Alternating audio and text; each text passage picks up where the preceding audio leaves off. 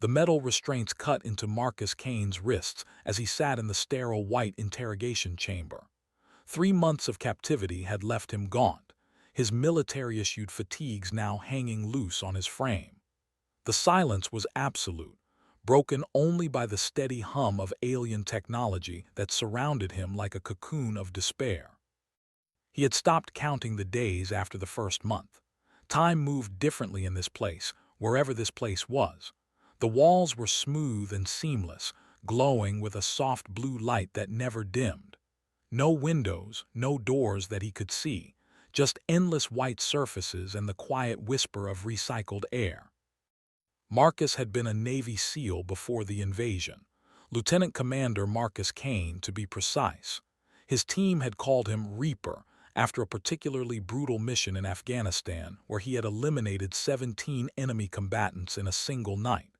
The name stuck, and Marcus had worn it with pride. Now, it felt like a ghost from another life. The Zephyrians had come without warning. Their ships had appeared in Earth's skies like dark clouds, blotting out the sun. Within hours, major population centers were reduced to rubble. Within days, organized military resistance had crumbled. Within weeks, humanity was on its knees. Marcus had been part of one of the last special operations teams attempting to strike back. They had infiltrated a Zephyrian supply depot in what used to be Denver, hopping to steal intelligence or weapons technology. Instead, they had walked into a trap.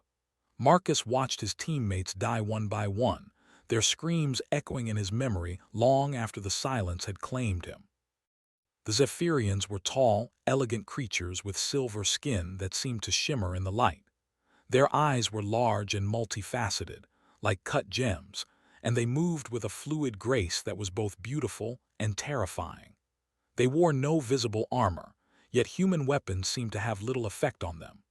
Their own weapons were beyond human understanding, beams of pure energy that could disintegrate matter at the molecular level. What made them truly frightening was their silence. They communicated through some form of telepathy that humans couldn't intercept or understand. In battle, they moved like a single organism, coordinated perfectly, never speaking a word. It was this silence that had driven many human prisoners to madness. Marcus had watched it happen to others in the holding cells before he was moved to this isolation chamber. Men and women who had faced the worst that Earth could offer, who had stared death in the face without blinking, slowly losing their minds to the complete absence of sound. Some had started talking to themselves. Others had begun screaming until their voices gave out. A few had simply stopped moving altogether, staring blankly at the walls until they wasted away. Marcus had survived by retreating into his memories. He replayed every mission, every training exercise, every conversation he had ever had. He remembered his childhood in Montana, his father teaching him to hunt in the mountains. He remembered his mother's voice reading him stories before bed. He remembered his first day at SEAL training, the pride in his instructor's eyes when he completed Hell Week. Most of all, he remembered Sarah. Sarah Collins had been a trauma surgeon at Landstuhl Regional Medical Center in Germany. Marcus had met her during his recovery from a training accident that had shattered his left leg. She had worked on him for 8 hours straight, rebuilding bone and muscle with the precision of an artist. When he woke up 3 days later, the first thing he saw was her green eyes watching him with a mixture of professional concern and something deeper. They had been married for 6 years when the invasion began. Sarah had been volunteering at a medical clinic in Seattle when the first Zephyrian ships appeared. Marcus had been at Coronado, preparing for deployment to Eastern Europe. The last message he had received from her was a text, "I love you. Whatever happens, remember that." The clinic had taken a direct hit. There were no survivors. Marcus clenched his fists, feeling the familiar weight of grief settle in his chest. The pain was almost a comfort now, a reminder that he was still human, still capable of feeling something other than emptiness. The Zephyrians wanted him to break, to surrender his mind to the silence. But as long as he could remember Sarah, as long as he could hold onto the love they had shared, he would remain himself. The chamber's lighting suddenly shifted, taking on a reddish hue. Marcus looked up, his muscles tensing instinctively. This was new. In 3 months of captivity, nothing had changed in his environment. The walls began to hum with a different frequency, and Marcus felt a strange tingling sensation in his skull. A section of the wall began to iris open, revealing a corridor beyond. Marcus had never seen the door before. It had been completely invisible, seamlessly integrated into the wall's surface. Soft footsteps echoed from the corridor, growing closer. The first Zephyrian to enter was different from the soldiers Marcus had encountered during his capture. This one wore robes of deep purple, and its movements were more deliberate, less fluid. Its multifaceted eyes seemed to focus on Marcus with an intensity that was unsettling. Behind it came two more Zephyrians in the standard silver uniforms that Marcus associated with their military. The robed figure approached slowly, stopping just outside of Marcus's reach. It tilted its elongated head, studying him like a scientist examining a particularly interesting specimen. Marcus stared back, refusing to show fear or submission. He had learned long ago that predators could sense weakness, and despite their alien nature, he was certain the Zephyrians were predators. The creature raised one of its long, thin hands, and Marcus felt the tingling in his skull intensify. Images began to flash through his mind, not his own memories, but alien ones. He saw vast cities of crystal and light, starships that moved between worlds like silver fish through dark water. He saw battles fought on distant planets, the expansion of the Zephyrian Empire across the galaxy. Marcus gritted his teeth and pushed back against the mental intrusion. He focused on Sarah's face, on the sound of her laughter, on the feeling of her hand in his. The alien images wavered and faded, replaced by human memories.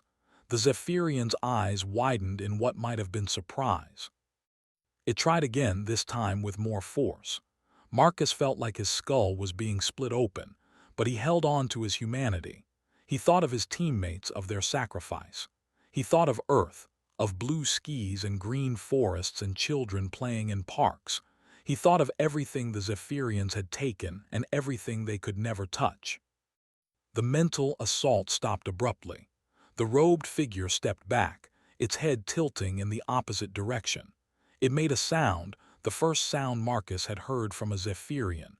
It was like wind chimes made of metal, beautiful and alien. The two military figures moved forward, but the robed one raised a hand to stop them.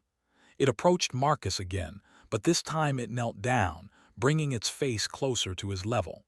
When it spoke, its voice was like music, but the words were in perfect English. "You resist the communion. This is unusual." Marcus's heart skipped a beat, not because of the words themselves, but because after 3 months of absolute silence, hearing any voice, even an alien one, was like water in the desert. "Most of your kind embrace the silence within days," the creature continued. "They find peace in the emptiness, release from the burden of individual thought. But you cling to your isolation, your separation. Why?" Marcus worked his jaw, trying to remember how to speak. His voice came out as a rasp. "Because I'm human." The Zephyrian's multifaceted eyes reflected the chamber's light like prisms. "Human. Yes, that is what you call yourselves. But what does it mean to be human? Your species is violent, chaotic, destructive. You war among yourselves even as your planet dies. Your minds are small and limited, capable of holding only fragments of true understanding. What is worth preserving in such an existence?" "Everything," Marcus said, his voice growing stronger. "Every mistake, every triumph, every moment of pain and joy. That's what makes us human." "Pain," the creature repeated, as if tasting the word. "You value suffering. This is incomprehensible." "I don't value suffering," Marcus replied. "But I won't run from it either. Pain teaches us. It helps us grow. It reminds us that we're alive." The Zephyrian was silent for a long moment, its eyes never leaving Marcus's face. "In the communion there is no pain, no fear, no loneliness, All minds are joined, all thoughts shared, peace eternal. That's not peace, Marcus said. That's death. You've just dressed it up to look pretty. The creature's head tilted again, and Marcus sensed confusion in its posture. You would choose suffering over bliss, isolation over unity. I would choose to remain myself over becoming part of your collective, Marcus said firmly. Every human who joins your communion loses what makes them human. You're not offering peace, you're offering extinction. The robed Zephyrian stood and turned to its companions. They communicated in that silent way that made Marcus's skin crawl, their eyes flashing with rapid bursts of light. After a moment, they seemed to reach some kind of decision. You will remain here, the creature said to Marcus. We will study this resistance of yours. Perhaps we can learn to overcome it, to bring your species fully into the communion without the loss of essence you fear. You'll be waiting a long time, Marcus said. The creature paused at the threshold of the hidden door. We have waited millennia for the perfect subjects to join our communion. Your species shows promise. Your capacity for both creation and destruction is remarkable. But this resistance, it is a flaw that must be corrected. It's not a flaw, Marcus called after it. It's what makes us human. The door sealed shut, leaving Marcus alone once again. But something had changed. For the first time in 3 months, he felt hope. Not because his situation had improved, if anything, it had gotten worse. The Zephyrians were clearly planning to experiment on him, to find ways to break down human mental resistance. But they had revealed something important. They needed humans for their communion. They weren't just conquerors, they were recruiters. And if they were trying to convert humanity rather than simply destroy it, that meant there was still something to fight for. Marcus closed his eyes and began to plan. He had been a SEAL, trained to survive and operate behind enemy lines. The environment had changed, but the mission remained the same. Survive, gather intelligence, and find a way to strike back. The silence no longer seemed absolute. Now it felt like the calm before the storm. In his mind, he could almost hear Sarah's voice encouraging him, telling him to hold on just a little longer. He thought of his teammates who had died in Denver, of the sacrifice they had made. He thought of the millions of humans who had already been absorbed into the communion, their individuality erased forever. The Zephyrians had made a mistake by talking to him. They had given him hope, and hope was a dangerous thing. It was the spark that ignited rebellion, the seed from which resistance grew. Marcus Kane, the Reaper, was still alive, and as long as he drew breath, the fight would continue. Hours passed, or perhaps days. In the timeless white chamber, it was impossible to tell. Marcus exercised as much as his restraints would allow, keeping his muscles from atrophying completely.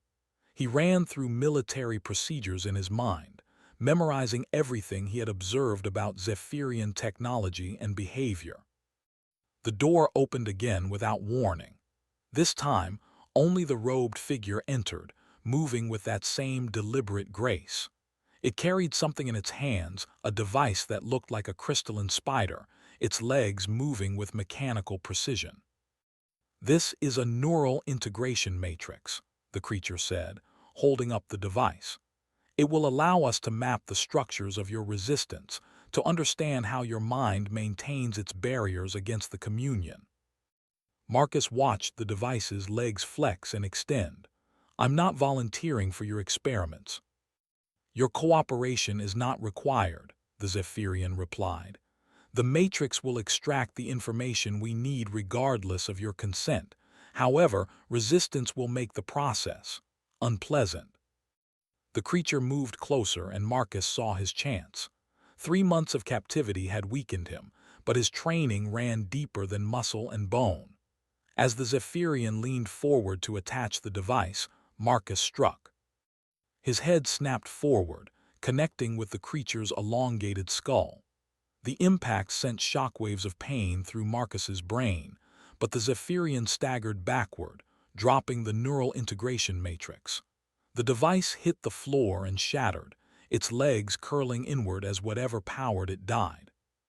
The Zephyrian touched its forehead, silver blood seeping between its fingers. When it looked at Marcus again, its multifaceted eyes blazed with something that might have been anger. "Impressive," it said. "Your species' capacity for violence remains intact even in restraints. This explains much about your resistance to the communion." "Violence is just a tool," Marcus replied. "Like any other, the question is what you use it for." The creature studied the broken device at its feet. "You have destroyed 3 months of preparation. This matrix took considerable resources to construct." "Good," Marcus said. "I hope it was expensive." To his surprise, the Zephyrian made that wind chime sound again. It might have been laughter. "You derive satisfaction from causing us difficulty. Another fascinating human trait. Most species we encounter seek to minimize conflict, to find accommodation with superior force." "We're not most species," Marcus said. "No," the creature agreed. "You are not. Your kind fought each other for millennia, developing increasingly sophisticated methods of destruction. When we arrived, you turned those methods against us without hesitation. Even now, with your world conquered and your people largely absorbed into the communion, pockets of resistance continue to fight." Marcus felt his pulse quicken. There are still free humans. The Zephyrian's eyes flashed. "Did you think you were alone? Small groups continue to evade capture in remote locations.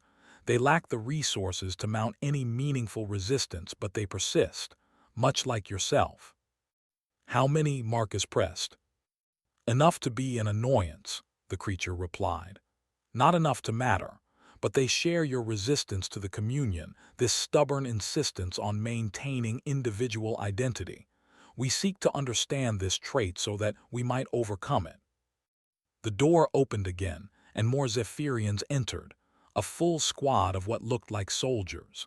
They moved with that eerie coordination that marked their species, surrounding Marcus's chair in perfect formation. The robed figure spoke a single word in its musical language, and the soldiers advanced. Marcus struggled against his restraints, but they held firm. Hands like living silver gripped his arms and shoulders, holding him motionless. "The matrix was the gentle approach," the creature said. "There are other methods, less pleasant but equally effective. You will provide the information we require, Reaper. The only question is how much suffering you endure in the process." Marcus met its gaze without flinching.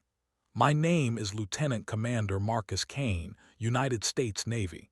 Service number 447-92165. That's all you're getting from me." The Zephyrian's head tilted in that familiar gesture of confusion. "You repeat identification information. This is a human military protocol, yes. You believe it will protect you from interrogation." "It's not about protection," Marcus said. "It's about remembering who I am." "Who you are is irrelevant. You are biomass to be integrated into the communion, nothing more." "Then why are you trying so hard to understand me?" The question seemed to give the creature pause. Its multifaceted eyes dimmed slightly, and Marcus could sense uncertainty in its posture. After a long moment, it gestured to its soldiers. "Prepare him for deep probe extraction," it commanded. "If gentle methods will not suffice, we will take what we need by force." The soldiers began to move, but before they could act, alarms began to sound throughout the chamber. The lighting shifted from white to a pulsing red, and Marcus could hear distant explosions echoing through the structure. The Zephyrians froze, their heads turning in unison toward the ceiling. Their eyes flashed rapidly, clearly some form of communication. The robed figure's posture changed, becoming more alert and aggressive. It turned to Marcus with what might have been suspicion. "Your resistance fighters, they have found this facility." Marcus felt a surge of hope and pride. He had been right. There were still free humans out there, and they were still fighting. "Looks like you underestimated us." More explosions, closer now. The chamber shook, and dust began to fall from the seamless ceiling. The Zephyrians' coordination began to break down as they received conflicting orders through their silent communication network. The robed figure moved toward the door, then stopped and looked back at Marcus. "This changes nothing. Your rescue will only delay the inevitable. We have converted millions of your kind already.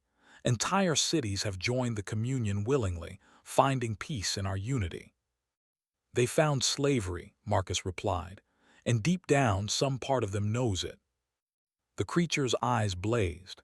"You understand nothing of what we offer. The communion is not slavery, it is evolution. Your species can transcend its limitations, become part of something greater than the sum of its parts. At the cost of everything that makes us human. At the cost of everything that makes you weak." The explosions were getting closer, and Marcus could hear something that made his heart race: the distinctive sound of human small arms fire. Assault rifles, submachine guns, the sharp crack of sniper rifles. His people were here, fighting their way through whatever defenses this facility possessed. The robed Zephyrian made a decision. It barked orders in its musical language, and the soldiers moved with renewed purpose.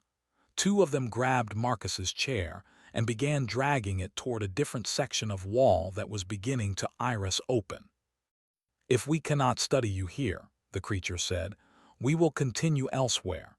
You are too valuable a specimen to lose to your crude rescue attempt." Marcus fought against his restraints with renewed fury, but the alien metal held firm. He was being moved through a corridor that seemed to stretch for miles, past chambers filled with alien technology he couldn't begin to understand.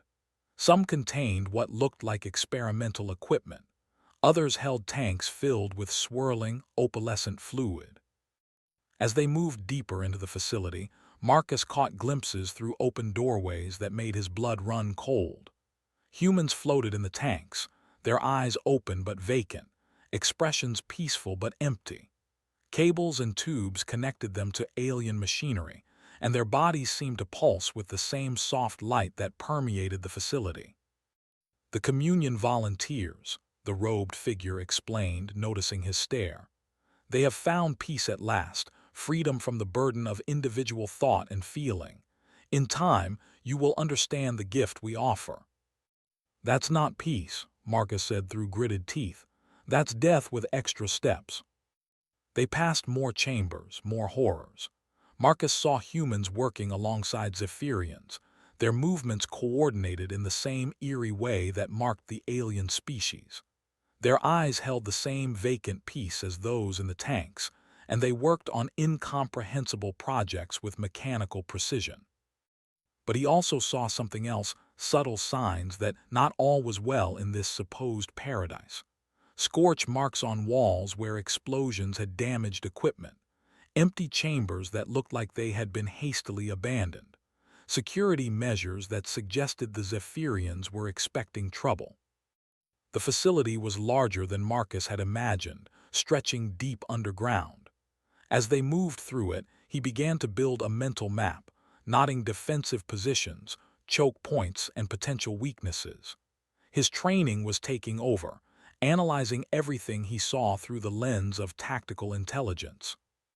The sounds of battle were growing more distant as they descended, but Marcus could still hear them.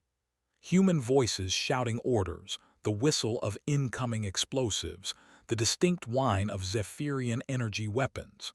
His rescuers were fighting hard, but they were running out of time. Finally, they reached what appeared to be a transportation hub. Sleek alien vehicles waited on platforms that extended over a vast underground chasm. The robed figure gestured, and one of the vehicles began to power up, its hull glowing with internal light. "This facility is compromised," the creature said, "but there are others. Your resistance may have won a minor victory today, but the greater war is already decided. Humanity's future lies with the communion." Marcus was loaded into the vehicle, his chair secured to the deck with magnetic clamps. Through the transparent hull, he could see the facility stretching away in all directions, a vast underground complex that dwarfed anything he had imagined. But he could also see explosions blooming throughout the structure like deadly flowers. His rescuers weren't just mounting a raid, they were destroying everything they could reach. Even if they couldn't save him, they were making sure the Zephyrians paid a price for their experiments. The vehicle began to rise from the platform, preparing to carry him away to some other prison, some other facility where the experiments would continue. But Marcus Kane was no longer the broken man who had sat in silent captivity for 3 months. He was the Reaper, and his war was just beginning. The transport vehicle climbed through the vast underground chamber, its engines humming with alien efficiency. Marcus watched through the transparent hull as explosions continued to tear through the facility below. Entire sections of the complex were collapsing, and he could see tiny figures, human figures, moving through the destruction like deadly shadows. The robed Zephyrian sat across from him, its multifaceted eyes reflecting the chaos outside. It seemed calm despite the destruction of its facility, as if the loss of years of research was merely an inconvenience.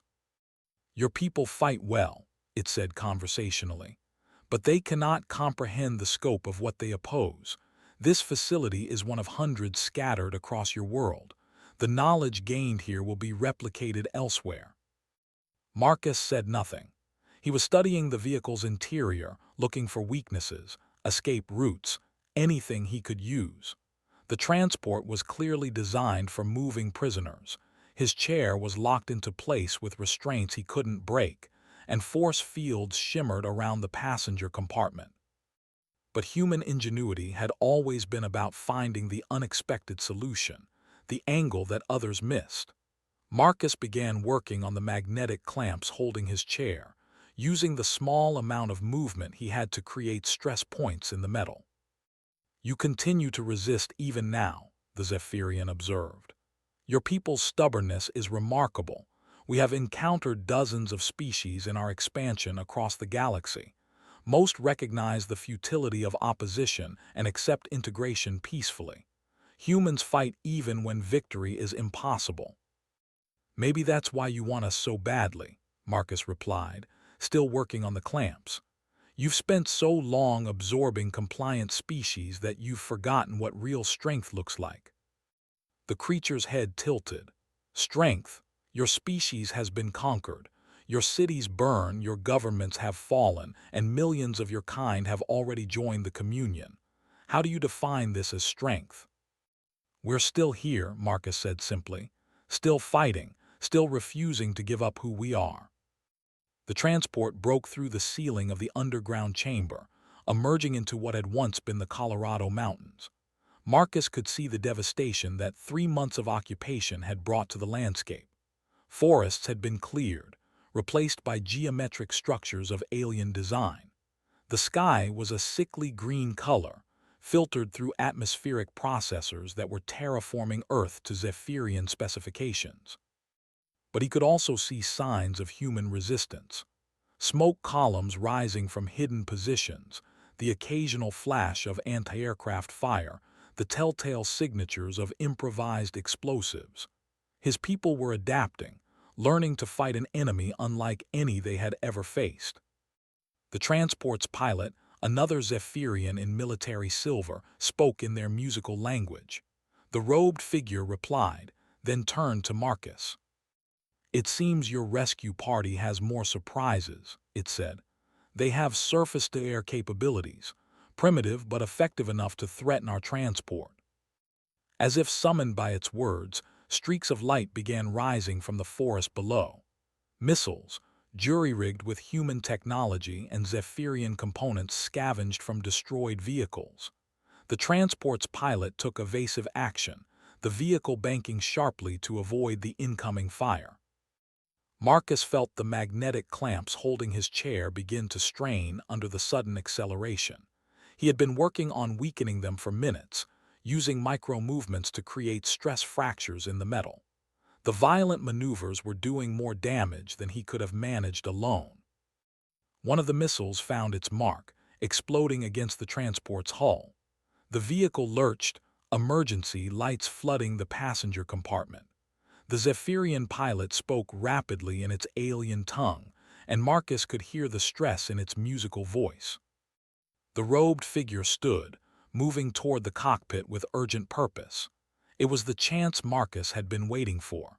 He threw his weight against the damaged clamps, feeling them finally give way. His chair tore free from the deck plating, and he used its momentum to roll toward the rear of the passenger compartment. The force field that had contained him flickered and died as the transport's power systems struggled to compensate for battle damage. Marcus worked frantically at his restraints, using the sharp edge of broken metal to cut through the alien material that bound his wrists. More missiles struck the transport, and this time the damage was critical. The vehicle began to lose altitude, its pilot fighting to maintain control as systems failed throughout the craft. Through the transparent hull, Marcus could see the ground rushing up to meet them. He had seconds to act. The rear of the passenger compartment featured what looked like an emergency exit, a panel marked with alien symbols but clearly designed for rapid egress. Marcus threw himself against it, his shoulder striking the release mechanism just as another explosion rocked the transport. The panel blew outward, and Marcus was sucked into the slipstream. The wind hit him like a physical blow, spinning him through the air as the transport continued its death spiral below him. He had no parachute, no protection against the fall that would certainly kill him. But he also had no intention of dying as a prisoner. The forest canopy rushed up to meet him, and Marcus did what he had been trained to do. He relaxed his body and tried to control his descent. Branches tore at his clothing and skin, each impact slowing his fall slightly. He crashed through layer after layer of foliage, the trees breaking his momentum at the cost of tremendous pain. He hit the ground hard, his left shoulder dislocating on impact. Pain shot through his body like lightning, but he was alive. Behind him, the transport struck the mountainside in a pillar of fire and alien metal. If the robed Zephyrian had survived the crash, it would be in no condition to continue pursuing him. Marcus lay still for several minutes, taking inventory of his injuries. Dislocated shoulder, multiple lacerations, probably a concussion, and ribs that screamed whenever he breathed. But he was mobile, and more importantly, he was free. He forced himself to stand, using a tree trunk for support. The forest around him was eerily quiet, none of the usual sounds of wildlife that should have filled a Colorado mountain range. The Zephyrian terraforming was affecting more than just the atmosphere. In the distance, he could still hear explosions and gunfire. The rescue team was still engaged, probably fighting their way out of the facility. Marcus began moving toward the sound, his SEAL training taking over despite his injuries. He had to reach them, had to warn them about what he had seen in the underground complex. The terrain was treacherous, made worse by the unnatural vegetation that the Zephyrians had introduced. Strange, silvery trees with crystalline bark that cut like glass. Vines that seemed to move of their own accord, reaching out to snare the unwary. The very ground felt wrong beneath his feet, too soft in some places, too hard in others. Marcus had been walking for perhaps 20 minutes when he heard voices. Human voices, speaking in low, urgent tones. He moved toward the sound, his heart racing with the possibility of contact with his own kind after 3 months of isolation. He found them in a clearing where the alien vegetation had been cleared away by explosives. 6 figures in mismatched tactical gear, their equipment a mixture of military surplus and improvised technology. They were setting charges on what looked like a Zephyrian communications array, working with the practiced efficiency of experienced soldiers. The team leader was a woman Marcus recognized, Colonel Sarah Chen, former Army Rangers, who had been conducting asymmetric warfare operations when the invasion began. She looked up as he approached, her weapon instantly tracking toward him before recognition dawned in her eyes. "Jesus Christ," she breathed. "Marcus Kane, we thought you were dead." "Close enough," Marcus replied, stumbling into the clearing. Good to see you, Sarah. The rest of the team had turned to stare at him, faces he didn't recognize but expressions he knew well. These were warriors who had been fighting an impossible war for 3 months, and the toll showed in their eyes. We've been tracking Zephyrian prisoner transports for weeks, Chen explained as her medic began treating Marcus's injuries. Intel suggested they were moving high-value captives to that underground facility. We mounted the raid hopping to extract whoever was down there. You got more than you bargained for, Marcus said, gritting his teeth as the medic reset his shoulder. That facility wasn't just a prison. It was a research center. They're trying to understand human resistance to their mind control. Chen's expression darkened. Mind control. Marcus nodded, accepting a field dressing for the worst of his cuts. They call it the communion, some kind of collective consciousness that absorbs other species. Humans have been resisting it better than they expected, and they want to know why. Because we're too stubborn to know when we're beaten, one of the other soldiers commented. Maybe, Marcus agreed, but it's more than that. They showed me humans who had joined willingly, peaceful, content, but empty. Whatever makes us human gets lost in the process. Chen finished setting the charges and stepped back. We need to move. Zephyrian response teams will be converging on this area soon. There's a safe house about 5 clicks north, built into an old mine complex. We can debrief properly there. As they began to move out, Marcus caught Chen's arm. Sarah, there's something else. The facility I was in, it's one of hundreds. And the Zephyrians aren't just trying to control us. They're terraforming the planet, changing the atmosphere, the environment, everything. They're planning to make Earth into something that suits their needs. We've noticed the atmospheric changes, Chen replied grimly. Air quality has been degrading for weeks. We assumed it was just side effects from their technology. It's deliberate, Marcus said. They're not here as conquerors, they're here as colonists, and they want us to help them do it. The team moved through the forest with practiced stealth, avoiding the alien vegetation and the sensor arrays that the Zephyrians had placed throughout the area. Marcus found himself struggling to keep up. 3 months of captivity had taken more of a toll on his conditioning than he had realized. But it felt incredible to be moving with a purpose again, to be part of a team working toward a common goal. The isolation of his captivity had been almost as damaging as the physical deprivation, and the simple act of coordinating with other humans was like water to a man dying of thirst. They reached the safe house as the sun was setting, or what passed for sunset under the alien-tinted sky. The mine entrance had been camouflaged with netting and debris, invisible from more than a few feet away. Inside, the tunnels had been reinforced and expanded, creating a warren of chambers that could house a significant resistance cell. Marcus was amazed at what they had accomplished. Communications equipment cobbled together from military and civilian components. Workshops where captured Zephyrian technology was being reverse-engineered. Living quarters for dozens of people, from soldiers to scientists to ordinary civilians who had refused to surrender. Welcome to Firebase Alpha, Chen said, leading him deeper into the complex. It's not much, but it's home. In the main briefing chamber, Marcus found himself surrounded by familiar faces. Lieutenant Commander Jackson Torres, who had been his XO during the Denver operation. Master Sergeant Rebecca Murphy, the best sniper in the Rangers. Captain David Walsh from Marine Force Reconnaissance. All people he had assumed were dead. Good to have you back, Reaper, Torres said, gripping his hand. We've been planning to extract you for weeks, but finding that facility was like looking for a needle in a haystack. How many of us are left? Marcus asked, taking a seat at the briefing table. More than you might think, Chen replied. Fewer than we need.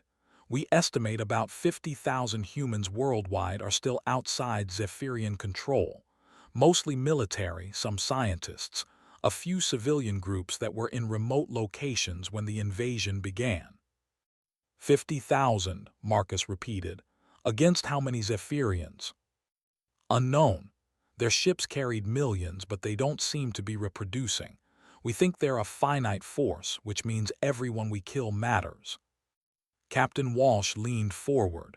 What can you tell us about their technology, their weaknesses? Marcus spent the next 2 hours debriefing, sharing everything he had observed during his captivity. The layout of the underground facility, the behavior patterns of different Zephyrian castes, the technology he had seen, from the neural integration matrix to the transportation systems. The robed one called itself a researcher or scientist, Marcus explained. It seemed to have authority over the military types, but it was also curious about human behavior in ways that the soldiers weren't. I think there might be divisions in their command structure we can exploit. Interesting, Chen mused. We've noticed different response patterns in different regions. Some areas see heavy military action, others seem to focus on conversion and integration. Maybe they're running different experiments. Master Sergeant Murphy had been quiet during most of the briefing, but now she spoke up. What about their numbers? Did you get any sense of how many they have in reserve? Marcus shook his head. They're not talkative about strategic information, but the researcher seemed genuinely surprised by human resistance. I got the impression they expected this to go smoother. It has gone smooth, Torres pointed out bitterly. 3 months and they've conquered the entire planet. Billions dead or converted. Major cities in ruins. If this is rough for them, I'd hate to see their idea of easy. But we're still here, Marcus countered. Still fighting. And that's clearly not what they planned for. The researcher was obsessed with understanding why humans resist their mind control. That tells me it's a real problem for them, not just an inconvenience. Chen stood and moved to a map of North America that covered one wall. Red markers indicated known Zephyrian installations, while blue ones marked resistant cells. There were far more red markers than blue. We've been focusing on hit-and-run attacks, she said. Disrupting their operations, gathering intelligence, rescuing who we can. But we're not winning. Every day, more humans join their communion. Every day, they get stronger and we get weaker. What if we're fighting the wrong war? Marcus asked. The room fell silent. All eyes turned to him, and he could see the skepticism in their faces. These were people who had been fighting for survival for 3 months, and they had little patience for theoretical discussions. But Marcus had had 3 months to think, and his conversation with the Zephyrian researcher had given him new insights. They're not just conquerors, he continued. They're builders. They want to create something, not just destroy what's here. The communion isn't just about control, it's about integration. They want humans to be part of whatever they're building. So, Walsh asked, that doesn't change anything. It changes everything, Marcus replied. If they wanted to wipe us out, they could have done it from orbit, but they didn't. They need us for something, and that gives us leverage. Chen was studying him intently. What are you proposing? I'm proposing we stop thinking like soldiers and start thinking like saboteurs, Marcus said. They want to integrate humanity into their collective. What if we poison that collective? What if we find ways to turn their own system against them? Torres frowned. You're talking about infiltrating their communion. That's suicide. Everyone who goes in comes out as one of them. Maybe, Marcus agreed. But maybe not everyone. The researcher said most humans join the communion within days of capture, but some resist longer. I resisted for 3 months. What if resistance can be taught? What if we can create sleeper agents who can function within their system while maintaining their humanity? The silence that followed was heavy with implications. What Marcus was suggesting was incredibly dangerous, deliberately exposing humans to Zephyrian mind control in the hopes that some could resist it long enough to cause damage from within. But it was also the kind of asymmetric warfare that special operations forces were designed for, going where the enemy didn't expect, striking at targets they thought were secure. It's insane, Murphy said finally. But it's also the first new idea I've heard in 3 months. Everything else we've tried has been about slowing them down, not actually hurting them. We'd need volunteers, Chen said slowly. People willing to risk their minds and souls for a chance to strike back. And we'd need some way to train resistance to their mental attacks. Marcus nodded. I have some ideas about that. The key is maintaining human connections, human memories. The researcher couldn't understand why I valued individual identity over collective peace. That's our strength, our stubborn refusal to let go of what makes us human. Even if we could train people to resist, Walsh pointed out, we'd still need a way to get them into position. The Zephyrians aren't exactly recruiting. They're recruiting constantly, Marcus corrected. Every day, more humans join the communion voluntarily. They're setting up processing centers in major cities, offering food, shelter, medical care. People who have lost everything are walking in on their own. The implications hung in the air like smoke. If they could train volunteers to resist the communion long enough to get into position, they could strike at the Zephyrians from within their own system. But the cost would be enormous. Some volunteers would inevitably fail, their minds absorbed into the collective forever. Others might succeed in maintaining their identity only to find themselves trapped, unable to communicate with the outside world. We need to think about this, Chen said finally. It's not a decision we can make lightly. The risks. The risks are everything, Marcus agreed. But so is the potential reward. Right now we're losing. Slowly, inevitably, but losing. This gives us a chance to change the game. As the briefing broke up, Marcus found himself alone with Chen in the command chamber. She was studying the map again, her expression thoughtful. 3 months ago, you were a SEAL team leader, she said without turning around. Now you're talking about psychological warfare and deep cover operations. What changed? Marcus considered the question. I spent 3 months in a white room, listening to an alien tell me that humanity was obsolete, that our individuality was a flaw to be corrected. And I realized something: our flaws are what make us strong. Our stubbornness, our refusal to accept the unacceptable, our ability to keep fighting even when all hope is gone. Chen nodded slowly. The Reaper's back. The Reaper never left, Marcus replied. He just learned how to hunt a different kind of prey.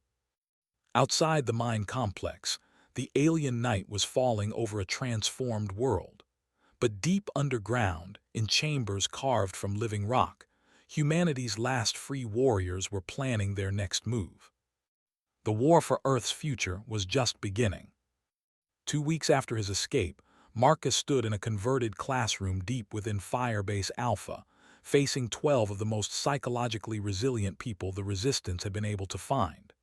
They came from different backgrounds: soldiers, scientists, a surgeon, even a former hostage negotiator, but they all shared one crucial trait: an unbreakable determination to remain human.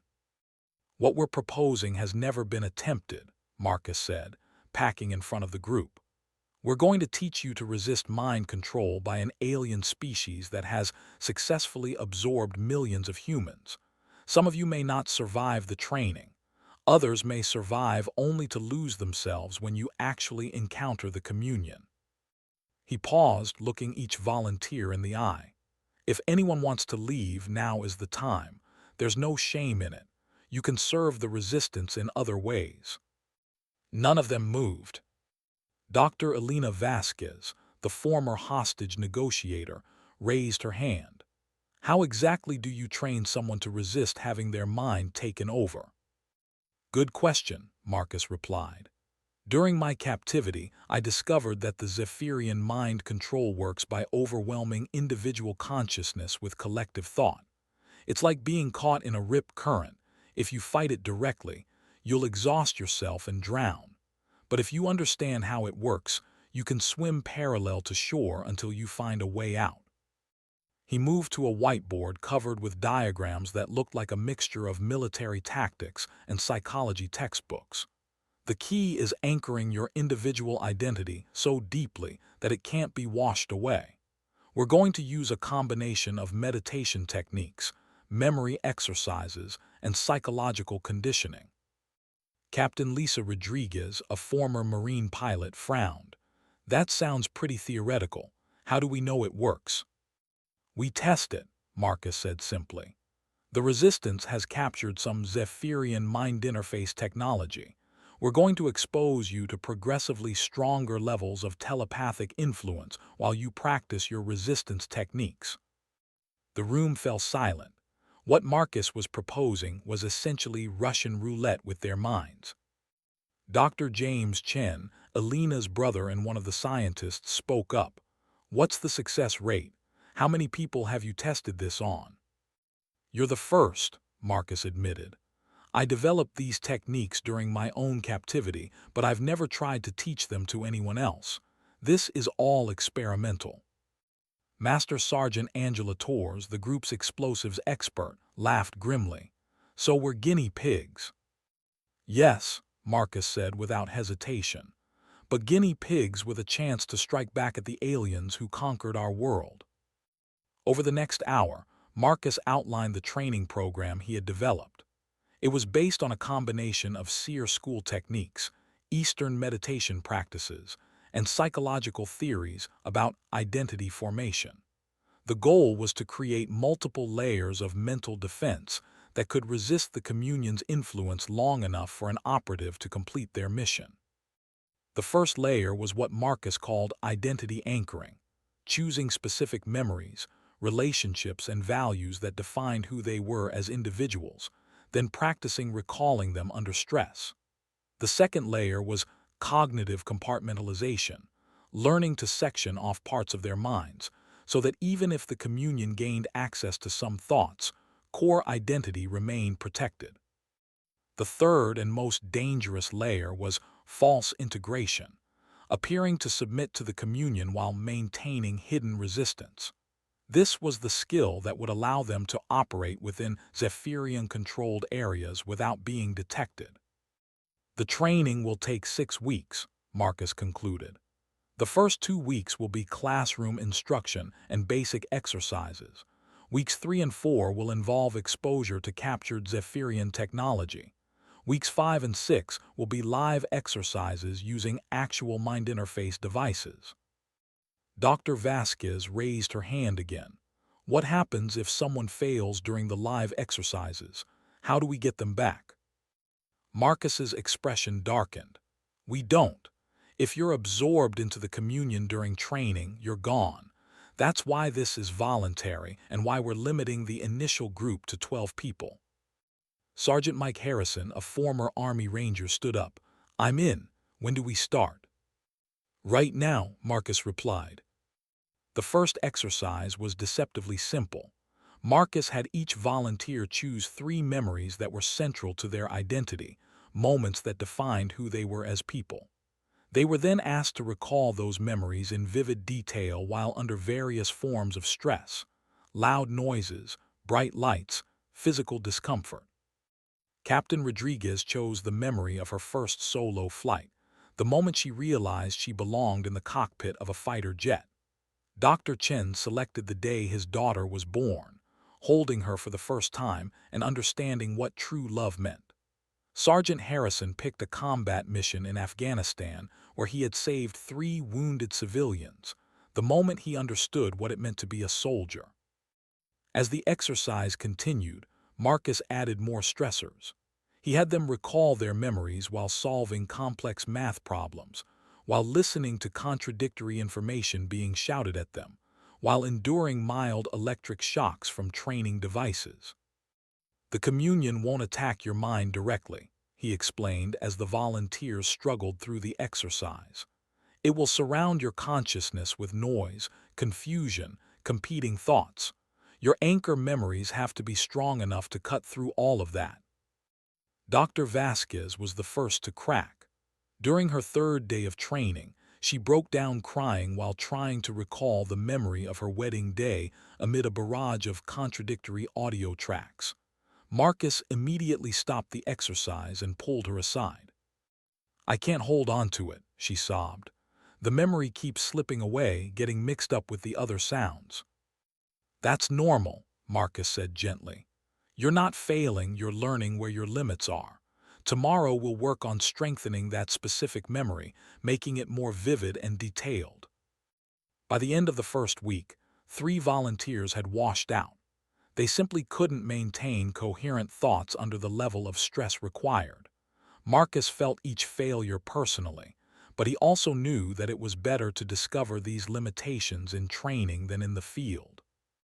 The remaining 9 volunteers began the second week with more advanced exercises. Marcus introduced them to meditation techniques borrowed from Tibetan Buddhism, methods for maintaining mental clarity under extreme duress. He taught them visualization exercises that could create internal mental spaces where their core identity could retreat when under attack. Think of it as a fortress inside your mind, he explained to Captain Rodriguez as she struggled with a particularly difficult exercise. The communion can storm the outer walls, capture the courtyard, even occupy most of the structure. But there's a keep at the center, a place so deep and well defended that it can't be taken. What happens when they find the keep? Rodriguez asked. Then you've failed, Marcus replied bluntly. But if you've done your job right, you'll have completed your mission before that happens. Dr. Chen proved to be surprisingly adept at the mental compartmentalization techniques. His scientific training helped him approach the exercises systematically, building mental defenses like he would design an experiment. It's all about information flow, he explained to the others during a break. The communion works by flooding your consciousness with collective thoughts. If we can control which thoughts have access to which parts of our minds, we can maintain islands of individuality even while appearing to be integrated. Sergeant Harrison took a more direct approach. His military training had already taught him to function under extreme stress, and he adapted quickly to the idea of maintaining mission focus despite mental interference. It's like being under fire, he said. You don't stop the bullets from flying, you just make sure they don't hit anything vital. Master Sergeant Torres struggled more than the others. Her natural tendency was to attack problems head-on, and the subtle mental maneuvering required for resistance training didn't match her usual approach. I keep wanting to fight back directly, she admitted to Marcus after a particularly frustrating session. When I feel something trying to get into my head, every instinct tells me to push it out. That's exactly what will get you absorbed, Marcus warned. The communion is stronger than any individual mind. Direct resistance just gives it more to work with. You have to be like water, find the spaces it can't fill, flow around obstacles rather than trying to break through them. By the end of the second week, they were down to 7 volunteers. The 2 who washed out had simply been unable to master the mental flexibility required for the advanced techniques. They were reassigned to other resistance duties, their failure a reminder of how difficult the training really was. Week 3 brought the first exposure to actual Zephyrian technology. The captured mind interface devices were small, crystalline structures that pulsed with the same soft light that permeated Zephyrian facilities. Colonel Chen had authorized their use for training purposes, but everyone understood the risks. These devices were designed to facilitate integration into the communion. Using them was like practicing sword fighting with real blades. Marcus started with the weakest device they had captured, something that would normally be used for basic telepathic communication rather than full integration. Even so, the effect was immediate and unsettling. I can hear something, Captain Rodriguez said as the device was activated near her head, like voices whispering at the edge of hearing. Don't try to understand what they're saying, Marcus instructed. Focus on your anchor memories. Let the voices wash over you without engaging with them. Dr. Chen was next. The scientist approached the experience with clinical detachment, observing his own mental state as the device influenced his thoughts. Fascinating, he murmured as the whispers grew stronger.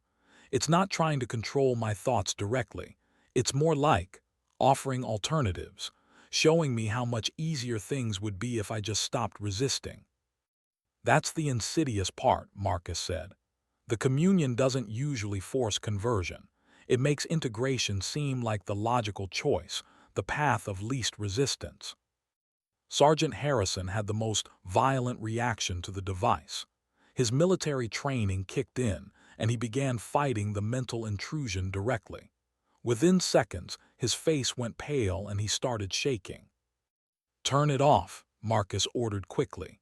The device was deactivated and Harrison slumped forward, breathing heavily. "I could feel it," he gasped, "like something trying to crawl inside my skull. I wanted to rip it out, but the harder I fought, the stronger it got." "That's why direct resistance doesn't work," Marcus explained. "The technology feeds on mental activity. The more you struggle, the more it has to work with. You have to starve it, not fight it." They spent 3 days with the basic device, learning to maintain their mental defenses while under telepathic influence. 2 more volunteers washed out during this phase, one because she couldn't stop herself from fighting the intrusion, the other because the whispers triggered a panic attack that left her catatonic for 6 hours. The remaining 5 volunteers moved on to stronger devices.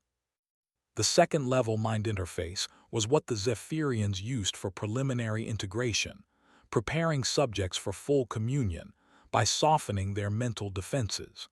The effect was like being caught in a mental hurricane. Marcus watched nervously as Captain Rodriguez volunteered to go first. The device activated, and immediately her expression changed.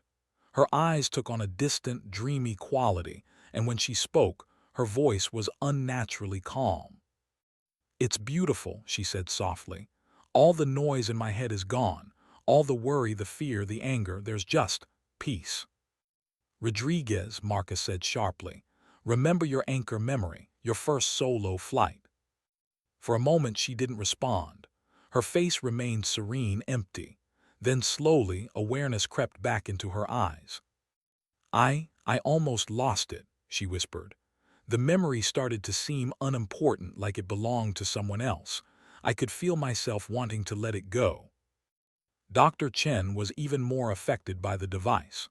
The scientist's analytical approach, which had served him well with the weaker technology, proved insufficient against the stronger mental influence.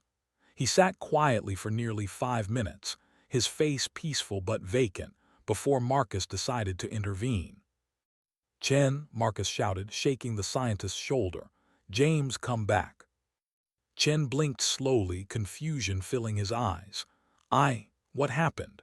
I remember feeling like I was dissolving into something larger, something better. It felt right."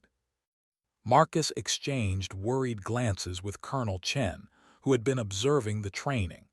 They were pushing the volunteers to their limits, but some of them were getting dangerously close to actual integration. "We might need to reconsider the training timeline," Colonel Chen suggested quietly. "If we lose people during the exercises, we'll lose more people in the field if they're not properly prepared," Marcus replied. "But you're right, we need safety protocols." They developed a system where each volunteer would be connected to monitoring equipment during device exposure. If their brainwave patterns showed signs of integration beginning, the exercise would be terminated immediately. It wasn't foolproof, but it was better than flying blind. Master Sergeant Torres surprised everyone by adapting quickly to the stronger device. Her natural stubbornness, which had been a liability during the subtler exercises, proved to be an asset when facing direct mental assault. "It's like being in an explosion," she explained after her session. "Everything goes white and loud and chaotic, but at the center there's still me. Still angry, still human, still ready to fight." Sergeant Harrison had learned from his earlier failure and approached the device with more patience. Instead of fighting the mental intrusion, he let it wash over him while retreating to the mental fortress Marcus had taught him to build. "I can hear them," he said during his session, his voice strangely distant. Millions of voices all speaking at once. They're not trying to hurt me, they want to help. They want to show me a better way to live. Don't listen to the words, Marcus instructed. Focus on the sound of your own thoughts. Remember who you are. The final volunteer, Lieutenant Sarah Kim, a former Navy intelligence officer, had the most disturbing reaction to the stronger device. She maintained her anchor memories and mental defenses perfectly, showing no signs of integration. But when the device was turned off, she was shaking with rage.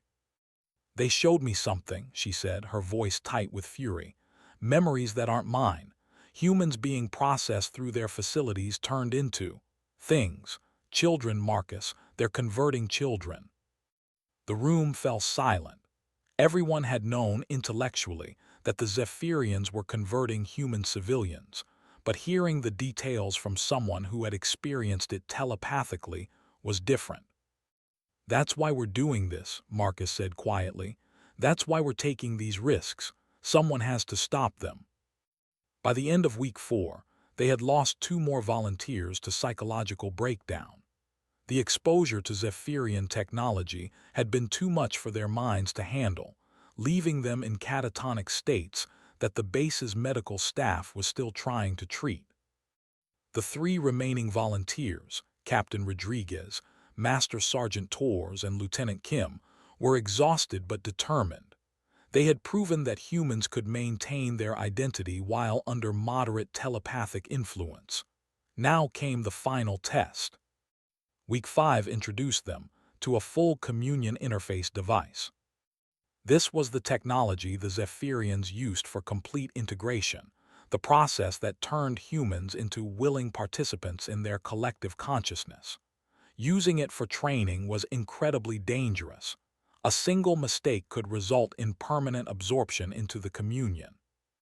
But it was also the only way to prepare operatives for what they would face in the field.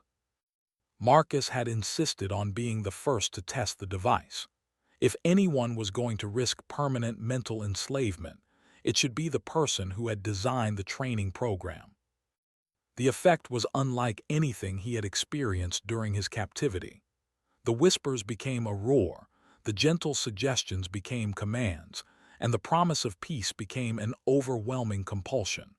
For a terrifying moment, Marcus felt his sense of self begin to dissolve into something vast and alien. Then his training kicked in. He retreated to his mental fortress, to the memories of Sarah that he had protected for 3 months in a white cell. The communion's influence crashed against those memories like waves against a seawall, powerful but unable to penetrate. "I can maintain resistance," he reported, his voice strained but clear. "But just barely. The pressure is incredible." Captain Rodriguez volunteered to go next. The pilot's experience was similar to Marcus's overwhelming mental pressure that threatened to wash away her individual identity. But her anchor memory of first flight held firm, and she emerged from the test exhausted but intact. Master Sergeant Torres had a more violent reaction. Her natural aggression, which had served her well against weaker devices, became a liability when facing the full power of a communion interface. She began fighting the mental intrusion directly, her resistance feeding the device's power until it threatened to overwhelm her completely. Marcus called for the device to be shut down, but Torres waved him off. "No," she gasped. "I can beat this thing, I just need to stop fighting and start being stubborn." She changed tactics mid-session, switching from active resistance to passive endurance. Instead of fighting the communion's influence, she simply refused to cooperate with it. The result was like watching someone weather a storm by becoming a stone, battered but unbroken. Lieutenant Kim's test was the most successful. The intelligence officer approached the communion interface with cold calculation, using her training in interrogation resistance to maintain mental discipline under extreme pressure. "It's showing me visions," she reported during her session. "Beautiful worlds, perfect societies, the end of human suffering, but I can see the lie underneath. The peace they're offering is the peace of the grave." When her test was complete, Kim had not only maintained her resistance, she had actually gathered intelligence from the device. Her mind had been strong enough to extract information from the communion interface while resisting its influence. "I saw their plans," she told Marcus and Colonel Chen during the debrief. "They're not just converting Earth, they're preparing it as a staging ground for further expansion. Humanity isn't the end goal, we're just the beginning." The final week of training focused on operational preparation. The 3 surviving volunteers learned how to appear integrated while maintaining their hidden resistance, how to communicate with each other through subtle signals that wouldn't be detected by communion telepathy, and how to identify high-value targets within Zephyrian facilities. Most importantly, they learned how to die. "If you're discovered," Marcus told them during their final briefing, "you won't be executed. You'll be subjected to deep integration protocols that will turn you into a weapon against the resistance. You have to be prepared to take your own life rather than let that happen." Each operative was given a small device that could be activated by thought alone. It would cause a massive seizure that would kill them within seconds. It was a grim necessity, but one that all 3 volunteers accepted without hesitation. On the final day of training, Marcus stood before his 3 graduates with a mixture of pride and fear. They had accomplished something that many experts had thought impossible. They had learned to resist alien mind control. But they were about to undertake missions that might cost them their lives or, worse, their souls. "You're ready," he told them. "Not because you're perfect, but because you're human. The Zephyrians have spent millennia absorbing compliant species. They're not prepared for the kind of stubborn, illogical, magnificent resistance that humanity can offer." Captain Rodriguez would be inserted into a communion processing center in Denver, posing as a refugee seeking integration. Her mission was to gather intelligence on the conversion process and identify weaknesses that could be exploited. Master Sergeant Torres would join a work crew in a Zephyrian terraforming facility, using her explosives expertise to sabotage critical systems from within. Lieutenant Kim would attempt to infiltrate the administrative structure of a major communion center, using her intelligence background to map their command hierarchy and communication systems. All 3 missions were essentially suicide runs. The chances of extraction were minimal, and the risk of discovery was enormous.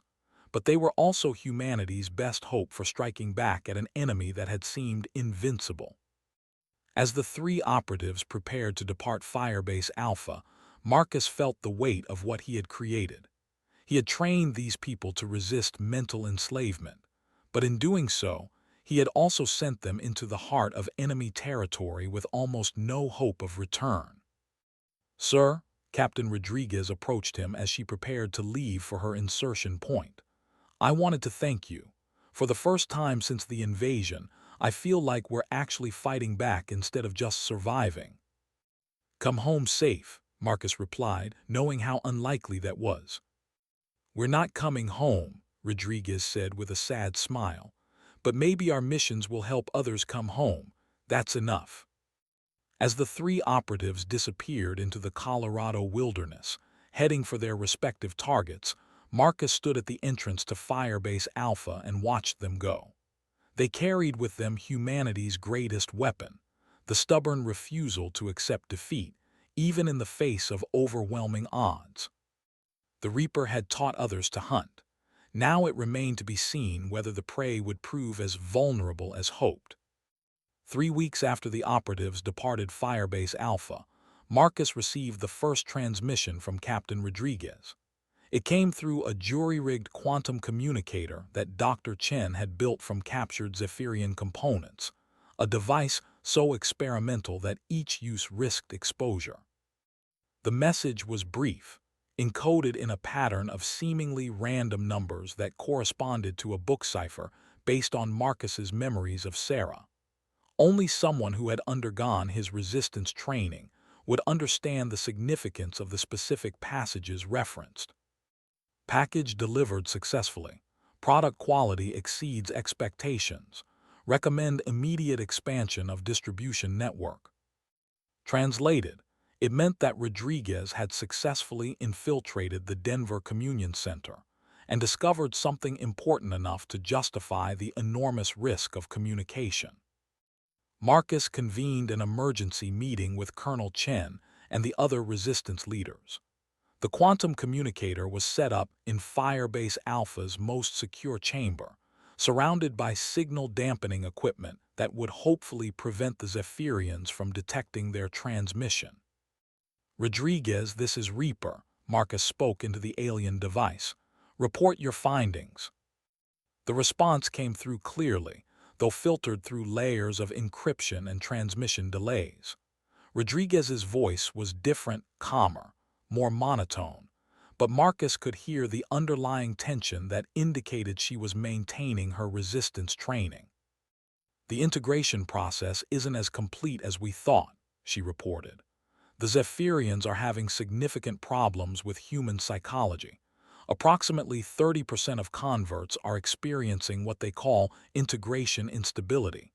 Basically, their human individuality is fighting back even after joining the communion. Colonel Chen leaned forward. What kind of problems? Memory fragmentation, personality disorders, spontaneous resistance episodes. Some converts are even attacking Zephyrian personnel before their minds can be stabilized. They're having to keep almost a third of new integrations in medical isolation. Marcus felt a surge of hope. If humans were naturally resistant to full integration, it meant the communion was far less stable than the Zephyrians wanted to admit. What about security? He asked. Can you identify target priorities? The research section is lightly guarded, Rodriguez replied. They're so confident in their mind control that they don't expect internal threats. I've identified 3 critical systems: the integration matrices that process new converts, the stability chambers that treat integration failures, and the central command node that coordinates all communion activity in the region. Can you reach any of those targets? There was a pause before Rodriguez answered, and when she did, her voice carried a note of strain.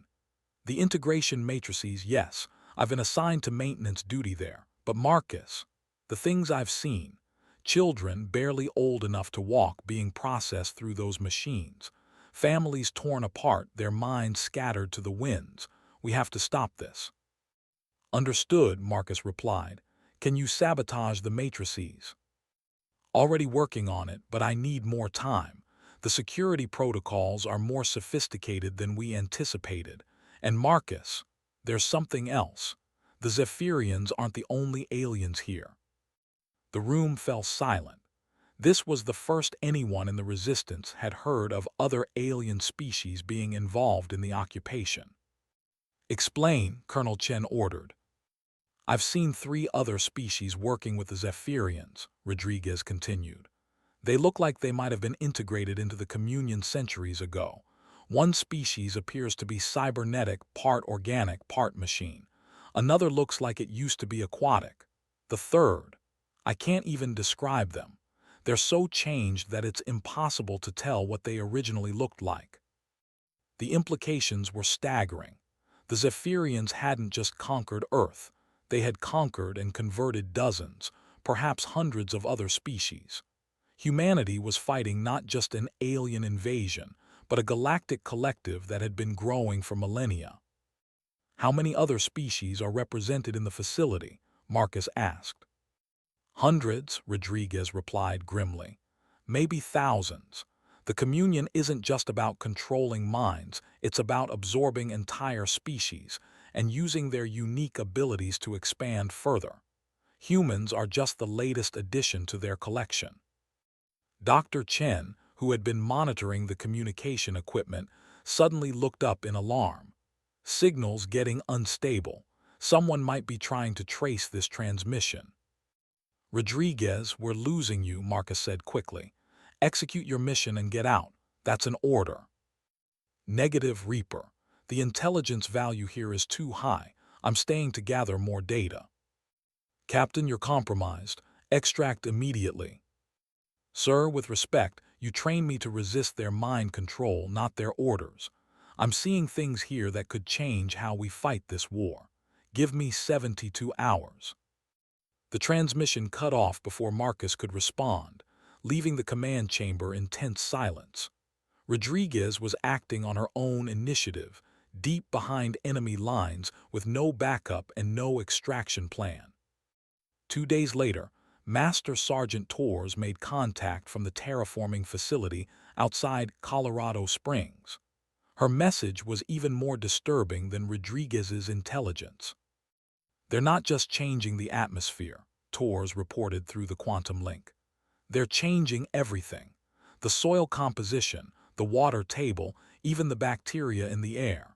In another 6 months, Earth's biosphere will be so altered that only communion-compatible species will be able to survive here. Marcus absorbed this information with growing horror.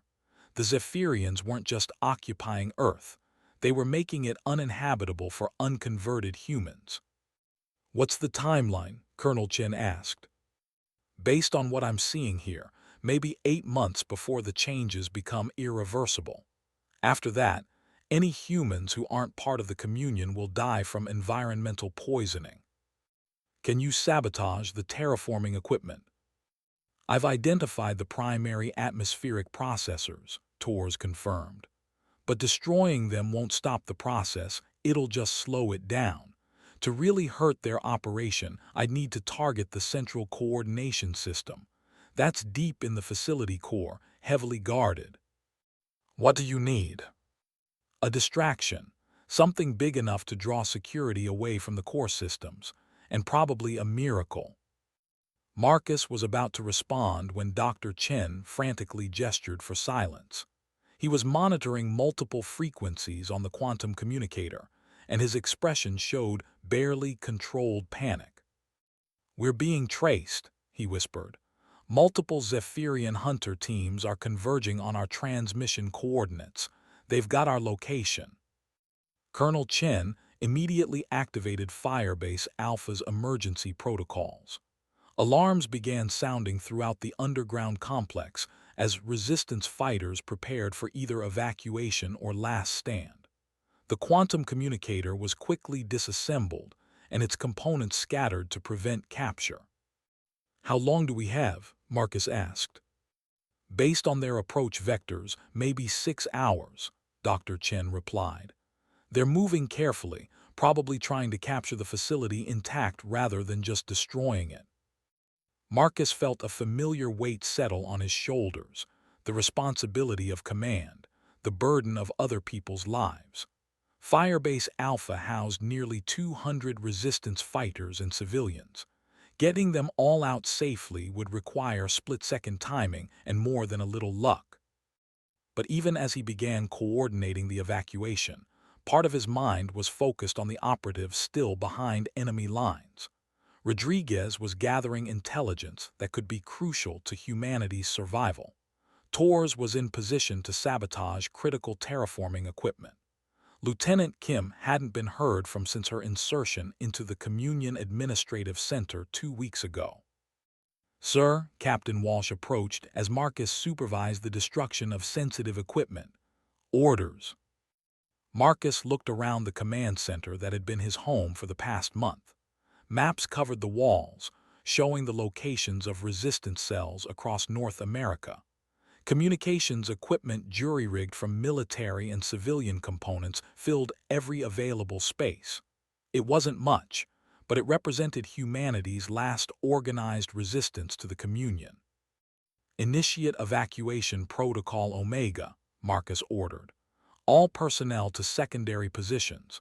Destroy anything that can't be moved in 30 minutes. As the base erupted into controlled chaos, Marcus made a decision that went against every tactical principle he had ever learned. Instead of evacuating with the others, he was going to stay behind with a small team to cover the retreat. More importantly, he was going to try to contact his operatives one final time. Colonel, he said to Sarah Chen as she supervised the destruction of critical files, I need you to take command of the evacuation.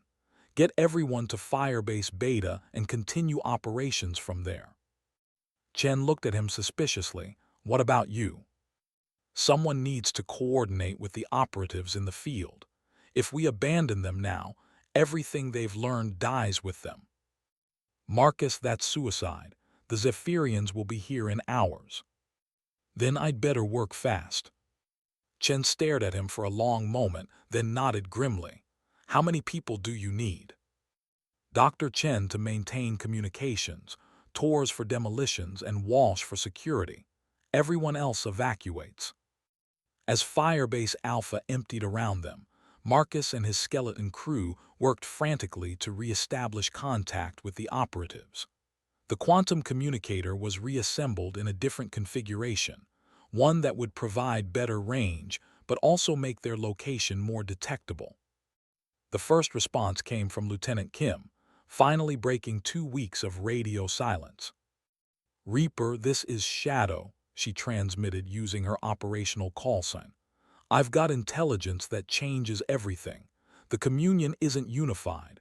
There are faction fights happening at the highest levels."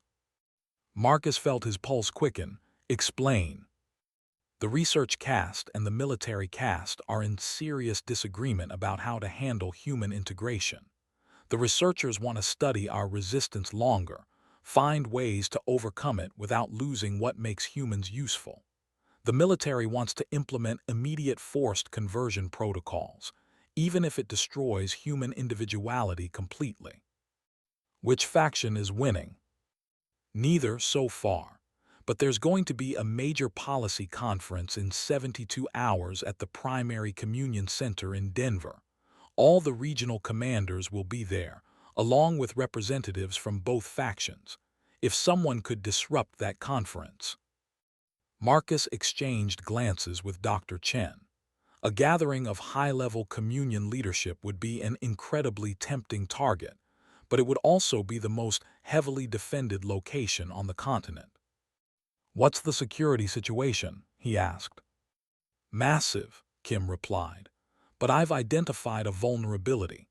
The conference is being held in the integration center where Rodriguez is operating.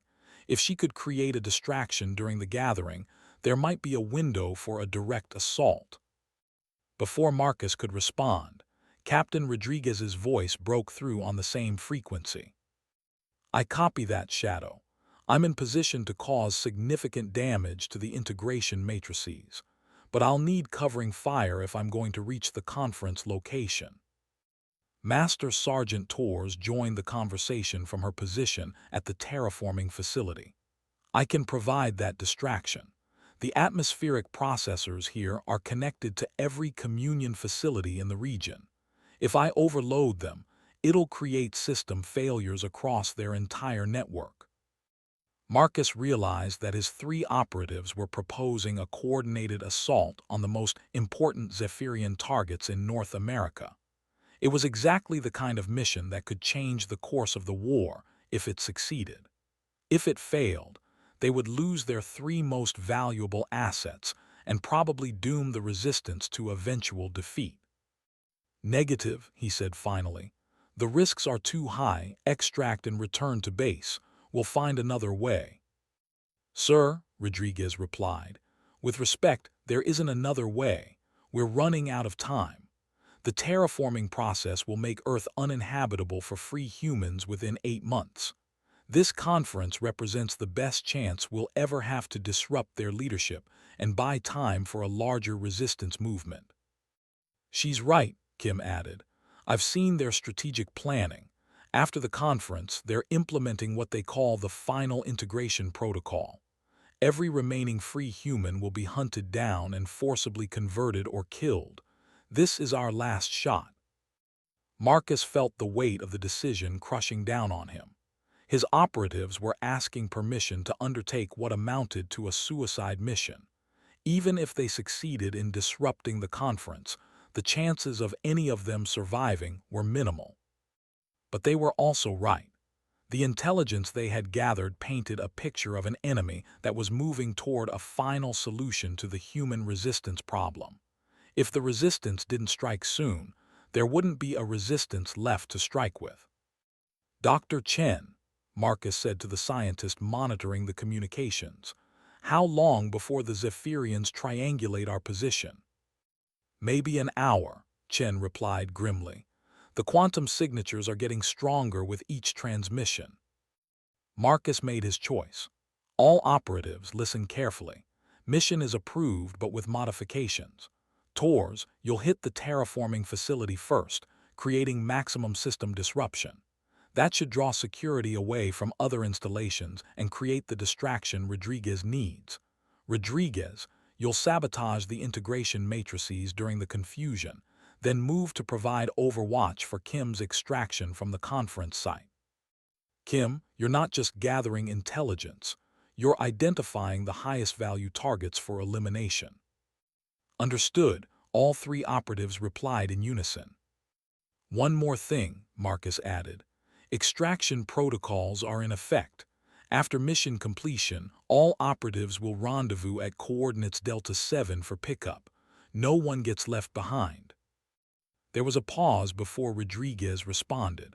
Sir, we all know extraction isn't realistic.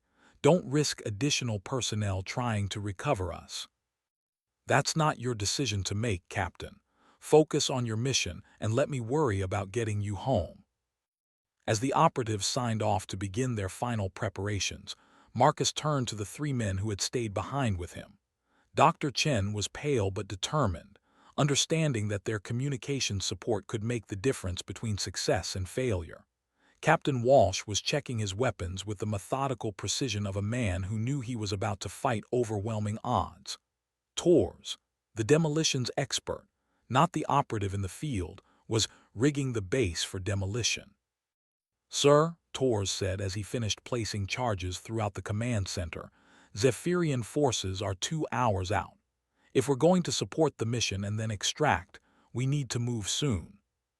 Marcus nodded. Dr. Chen, can you maintain communications from a mobile position? I've got a portable setup that should work for a few hours, the scientist replied. Range will be limited, but it's better than nothing. Walsh, what's our defensive situation? Not good, the Marine captain replied honestly. If they send more than a squad after us, we're not holding them off with 4 people. Our best bet is mobility, keep moving, stay ahead of their search teams. Marcus looked around Firebase Alpha one last time. In a few hours, it would be a smoking crater, another victory for the Zephyrian occupiers. But it had served its purpose. Here, they had developed the techniques that allowed humans to resist alien mind control. Here, they had trained operatives who were now striking at the heart of the enemy's power structure. Let's go, Marcus said. We have a war to win. They left Firebase Alpha through a concealed exit that emerged in a grove of the strange, crystalline trees that the Zephyrians had introduced to the Colorado landscape. Behind them, automated systems began the process of erasing every trace of human presence from the underground complex. The portable communications equipment was set up in a camouflage position 2 miles from the base, hidden among the alien vegetation. Dr. Chen worked frantically to reestablish contact with the operatives as the first phase of their coordinated assault began. Tors is initiating her attack, he reported as energy readings spiked across the communication network. Massive power fluctuations at the terraforming facility. She's really doing some damage. The atmospheric processors that Master Sergeant Tors was sabotaging were part of a network that extended across the entire continent. When they began failing in cascade, the effects were felt immediately. Communion facilities as far away as Los Angeles and Chicago experienced power outages and system failures.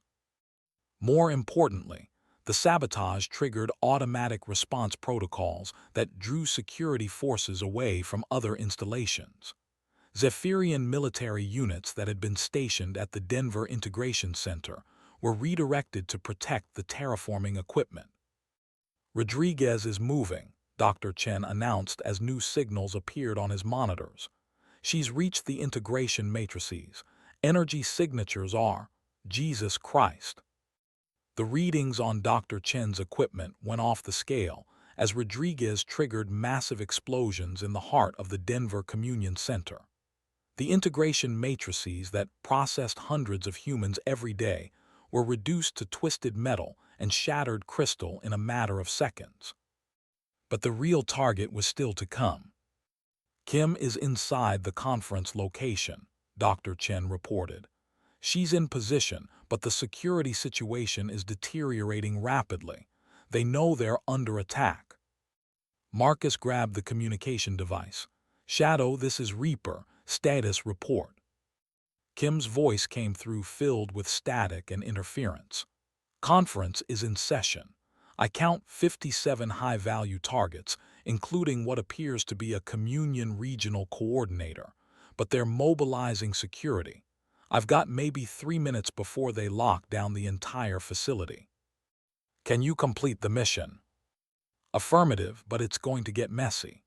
The device I'm carrying will take out a significant portion of the leadership, but the explosion will definitely kill me too.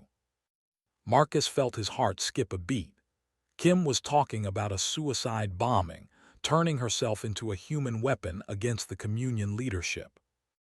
Negative, Shadow, find another way. Sir, there is no other way. The intelligence I've gathered over the past 2 weeks shows that this group of leaders is irreplaceable. It would take the Communion years to rebuild their command structure if we eliminate them now. Lieutenant, I'm ordering you to find an alternative. With respect, sir, you trained us to make hard choices. This is the right choice. Before Marcus could respond, the communication line went dead. On Dr. Chen's monitors, energy readings from the Denver facility spiked beyond measurement, then flatlined completely. Lieutenant Sarah Kim had detonated her explosive device in the middle of the most important Zephyrian Command conference in North America. In a single act of sacrifice, she had eliminated 57 high-ranking Communion leaders and thrown their entire regional organization into chaos. The silence that followed was broken only by the distant rumble of explosions from multiple directions. Torres had succeeded in crippling the terraforming network, Rodriguez had destroyed the integration facility, and Kim had decapitated the enemy's command structure. But the cost had been enormous. 2 of Marcus's operatives were confirmed dead, and Torres' fate remained unknown. Sir, Captain Walsh said quietly, we need to move. Zephyrian response teams are converging on our position. Marcus nodded, forcing himself to focus on immediate survival rather than the friends he had just lost. The mission had been a success beyond their wildest hopes, but success in war often came at a price that made victory feel like defeat. As they began moving through the alien landscape toward their extraction point, Dr. Chen managed to re-establish contact with Master Sergeant Torres. Reaper, this is Demolition, Torres transmitted, using her operational call sign. Mission accomplished, but I'm trapped in the facility. Zephyrian security has the place locked down tight. What's your situation? Marcus asked. I'm in the central core, about 20 levels underground. The explosions I triggered have destabilized the entire structure, but it'll take hours for the building to collapse completely. I've got enough ammunition for maybe one more firefight. Marcus closed his eyes, feeling the weight of another impossible decision. Torres was alive, but extracting her would require assaulting a heavily defended Zephyrian installation with only 4 people. It was suicide. It was also exactly the kind of mission that defined what it meant to be human. Torres, hold your position, Marcus said. We're coming to get you. Sir, that's not tactically sound. The facility is surrounded by. Sergeant, did you think we were going to leave you behind after you just saved the world? There was a long pause before Torres responded. No, sir, I guess I didn't. As Marcus and his team changed course toward the terraforming facility, he thought about the 3 operatives who had volunteered for training 6 weeks ago. 2 were dead, heroes who had struck decisive blows against humanity's enemies. One was trapped behind enemy lines, waiting for a rescue that might never come. But their sacrifice had already changed the course of the war. The Communion's leadership was in chaos, their terraforming program was crippled, and their integration facilities were destroyed. For the first time since the invasion began, humans had dealt real damage to their occupiers. The Reaper was going hunting again, and this time he wasn't hunting alone. The terraforming facility rose from the Colorado plains like a metal mountain, its alien architecture twisting skyward in defiance of earthly physics. Smoke poured from several sections, where Master Sergeant Tor's sabotage had triggered cascade failures throughout the complex. Emergency lights strobed across its surface in patterns that hurt human eyes to follow. Marcus lay prone at the edge of a ridge 2 miles from the facility, studying it through binoculars, while Dr. Chen worked frantically to maintain contact with Tors. The building's base was swarming with Zephyrian security forces, their silver forms moving in perfect coordination as they sealed off every possible entrance and exit. "Status report," Marcus said into his comm unit. Tor's voice came through filled with static and the sound of distant explosions. "I'm 19 levels down in the central core. The structural damage from my charges is getting worse. I can feel the whole building shifting. But the Zephyrians have forces on every level between me and the surface." "How many hostiles?" Captain Walsh asked, checking his rifle's ammunition count. "I've seen at least 2 full companies, maybe 3. They're not just trying to capture me, they're trying to salvage what they can from the facility before it collapses completely." Dr. Chen looked up from his portable equipment. "The building's structural integrity is critical. Based on the seismic readings I'm getting, it'll collapse within 6 hours, maybe less." Marcus studied the facility through his binoculars again. A direct assault was impossible with only 4 people. Even if they could fight their way inside, they'd never reach Tors in time. They needed a different approach. "Tors, what's your assessment of the structural damage? Can you accelerate the collapse?" "Already working on it," she replied.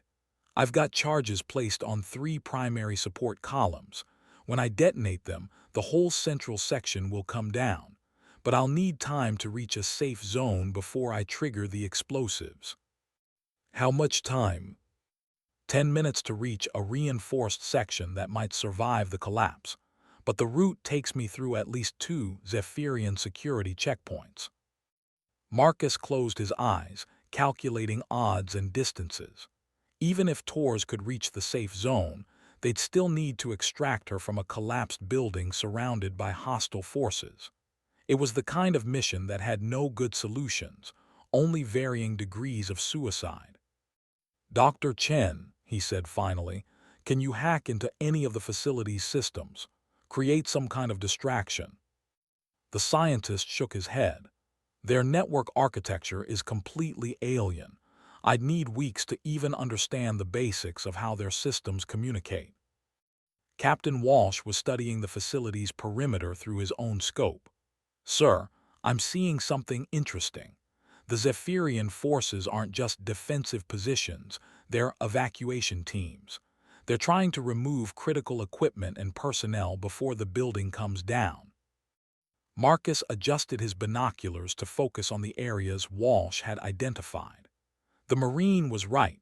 Dozens of Zephyrian vehicles were lined up near the facility's main entrances, loading cargo and personnel with urgent efficiency.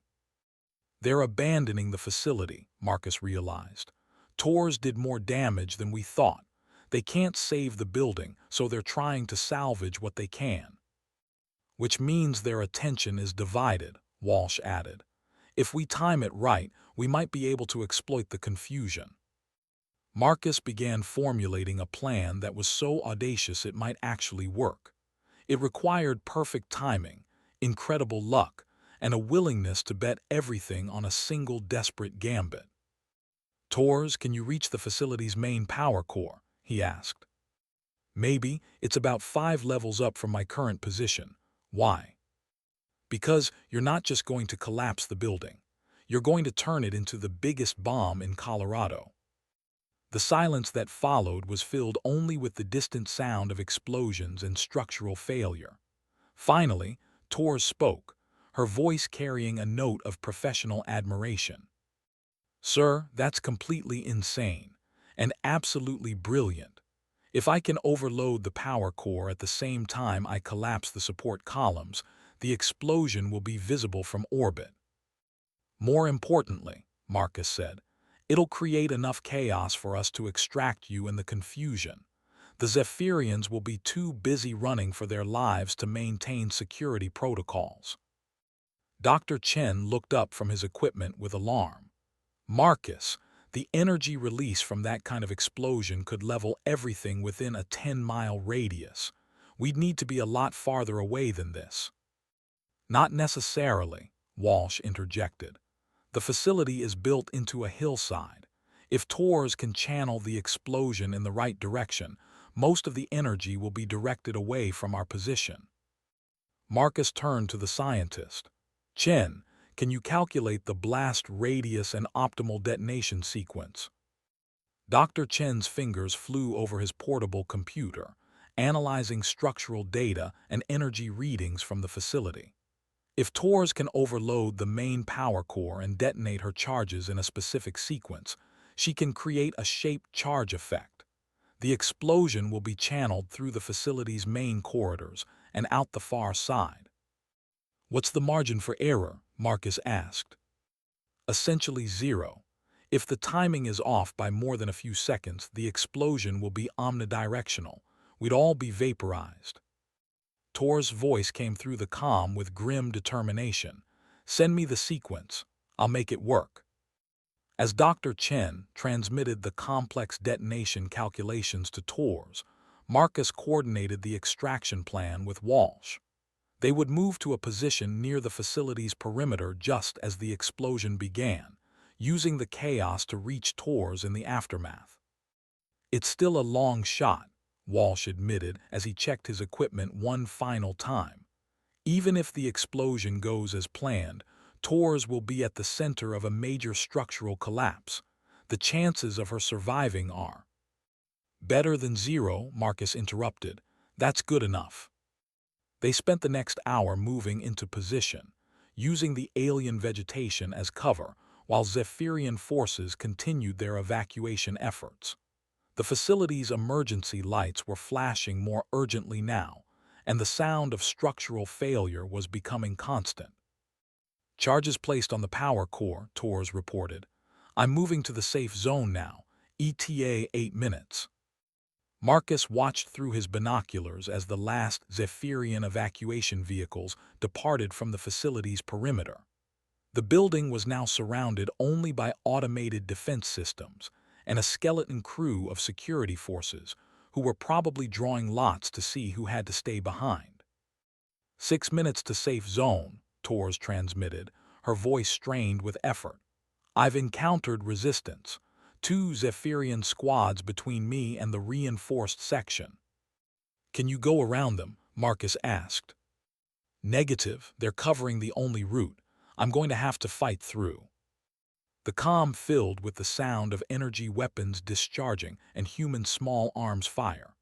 Torres was engaging the enemy in the collapsing guts of an alien building, fighting for her life while carrying enough explosives to level a small city. 3 minutes to safe zone," she reported between bursts of gunfire. "1 squad eliminated, still fighting the second. These Zephyrians don't know when to quit." "Neither do Marines," Walsh commented with professional pride. Marcus felt his heart racing as he listened to the firefight echoing through the comm. Every second that passed brought the building closer to spontaneous collapse and reduced Tor's chances of reaching the safe zone in time. 1 minute to safe zone," Torres gasped, clearly wounded but still moving. "Last squad eliminated, but I took a hit. Energy weapon burned to the left shoulder, still functional." "Torres, forget the safe zone," Marcus said suddenly. "The building's too unstable. Detonate everything now and get to the surface level as fast as you can." "Sir, if I detonate from this position—" You'll have maybe 3 minutes to reach the surface before the explosion propagates through the whole facility. It's your only chance. There was a moment of silence before Tors responded. Understood. Initiating detonation sequence in 30 seconds. Better get ready for a hell of a show. Marcus and his team were positioned behind a ridge of natural rock that should provide some protection from the blast. Dr. Chen had calculated their distance carefully, but there were too many variables to guarantee their safety. Detonation in 10 seconds, Tors transmitted. Reaper, it's been an honor serving with you. Save the goodbyes for when you're safe, Marcus replied. You're not dying today, Sergeant. The explosion began deep within the facility's core, a brilliant flash that turned night into day for several seconds. The power core's overload created a chain reaction that propagated through the building's energy distribution network, turning every system into a potential bomb. The shaped charge effect that Dr. Chen had calculated worked exactly as planned. Instead of expanding in all directions, the explosion was channeled through the facility's corridors and structural weaknesses, creating a directed blast that shot out of the building's far side like a volcanic eruption. The sound was indescribable, part explosion, part avalanche, part earthquake. The facility folded in on itself with mechanical precision, its alien architecture crumbling into geometric rubble as carefully placed charges brought down support columns in perfect sequence. But the destruction wasn't random. Tors had turned the building's collapse into a work of art, creating a clear path of destruction that led from the central core to the surface. If she had managed to stay ahead of the explosion, that path might have carried her to safety. Tors, report. Marcus shouted into his comm as soon as the primary explosion ended. Silence. Tors, respond. Still nothing. Marcus was about to order an immediate search and rescue when a weak signal came through the static. Reaper, this is Tors. I'm alive, but barely. The explosion threw me up about 12 levels, and I think I've got internal injuries. I'm somewhere in the rubble near what used to be the main entrance. We're on our way, Marcus said, already moving toward the facility's remains. The building that had once been a testament to Zephyrian engineering was now a smoking crater filled with twisted metal and shattered crystal. Emergency vehicles from the surrounding area were converging on the explosion site, but they would be hours away. Marcus and his team reached the edge of the rubble field just as the last secondary explosions died away. The facility's main entrance was buried under hundreds of tons of debris, but the explosion had created new openings in the structure. Tors, can you move? Dr. Chen asked as he tried to get a more precise fix on her location. Negative. I think my legs are trapped under some kind of beam, and there's something wrong with my vision. Everything looks fuzzy. Captain Walsh was already climbing into the rubble, using his combat engineering training to assess the stability of the debris field. Structure's not stable, he reported. One wrong move and the whole thing could shift. Then we'd better move right, Marcus replied, following Walsh into the maze of destroyed building. Finding Tors took nearly an hour of careful excavation. She was trapped in a pocket of space created by two fallen support beams, conscious but clearly suffering from severe injuries. Blood was pooling beneath her, and her face was pale with shock. About time, she said weakly as Marcus reached her position. I was starting to think you guys got lost. Never, Marcus replied, assessing her injuries. The support beam across her legs was too heavy to lift with manpower alone, and her breathing was shallow and rapid, signs of internal bleeding. Dr. Chen arrived with a medical kit and immediately began working to stabilize Tors. We need to get her to a proper medical facility, he said quietly to Marcus. She's losing blood fast, and I think she has a punctured lung. Nearest resistance medical station is Firebase Beta, Marcus replied. That's 40 miles through hostile territory. Then we'd better get moving, Tors said. gritting her teeth as Dr. Chen inserted an IV line. "Because I didn't blow up that facility just to die in the rubble."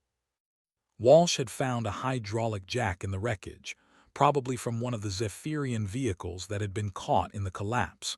Using it to lift the support beam was delicate work. Too much pressure and the surrounding debris could shift, crushing them all. But after 30 minutes of careful maneuvering, Torres was free. Dr. Chen splinted her broken legs and stabilized her breathing as much as possible under the circumstances. "Can you carry me out of here?" she asked as they prepared to move. "We're not carrying you," Marcus said. "We're all walking out together." It took another hour to extract Torres from the rubble field. She insisted on moving under her own power despite her injuries, using an improvised crutch and sheer force of will to stay mobile. By the time they reached stable ground, she was unconscious from blood loss and trauma. Dr. Chen worked frantically to keep her alive as they began the 40-mile journey to Firebase Beta. They couldn't use vehicles, too much risk of detection by Zephyrian patrols. They couldn't call for extraction. Radio silence was necessary to avoid compromise. They had to carry a critically injured woman across hostile territory on foot, keeping her alive with field medicine and determination. The journey took 18 hours. They moved during darkness and hid during daylight, avoiding Zephyrian search teams that were still combing the area for survivors from the facility explosion. Dr. Chen administered medical care whenever they stopped, using a combination of human and captured alien medical supplies to keep Torres stable. She regained consciousness twice during the journey. The first time, she asked if the mission had been successful.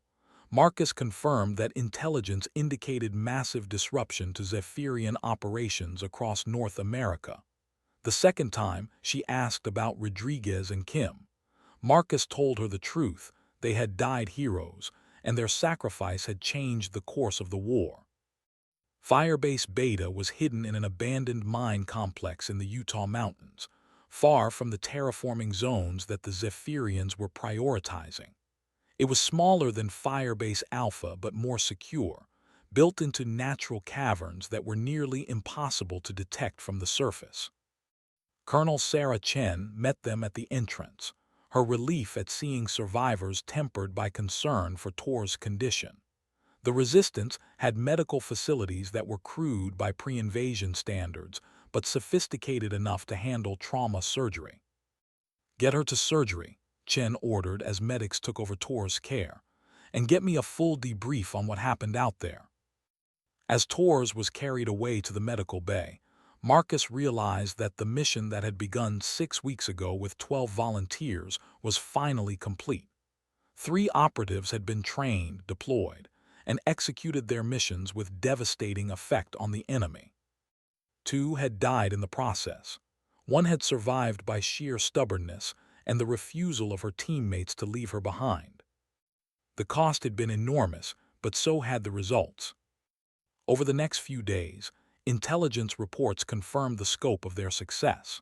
The Denver Communion Center had been completely destroyed, along with 57 high-ranking Zephyrian leaders. The terraforming network across North America had suffered critical damage that would take months to repair. Integration facilities in 7 states had been shut down due to system failures. Most importantly, the Zephyrian command structure was in chaos. With their regional leadership dead and their critical infrastructure crippled, they were struggling to maintain control over human populations that were becoming increasingly resistant to conversion. Human resistance cells that had been hiding for months were emerging to strike at weakened Zephyrian positions. Cities that had been under strict occupation were experiencing uprisings as humans realized that their oppressors were not invincible. The war was far from over, but for the first time since the invasion began, humanity was winning. Master Sergeant Torres survived her surgery and began a long recovery process. The doctors said she would never walk normally again, but she was alive and her mind was intact. More importantly, she had become a symbol of human resistance, the Marine who had blown up an entire terraforming facility and lived to tell about it. Marcus found himself in a new role, training more volunteers for deep infiltration missions. The success of the first operation had proven that humans could resist alien mind control and operate behind enemy lines. Now, the resistance needed to scale up those capabilities. But late at night, when the base was quiet and he had time to think, Marcus remembered Captain Rodriguez and Lieutenant Kim.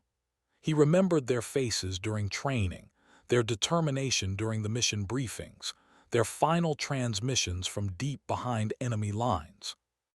They had volunteered for missions they knew were suicide runs, accepting death as the price for striking back at humanity's oppressors. They had died as they had lived, as warriors, as humans, as free minds that refused to accept slavery. Sarah would have been proud of them. Sarah would have been proud of all of them. The white room where Marcus had spent 3 months in captivity felt like a lifetime ago.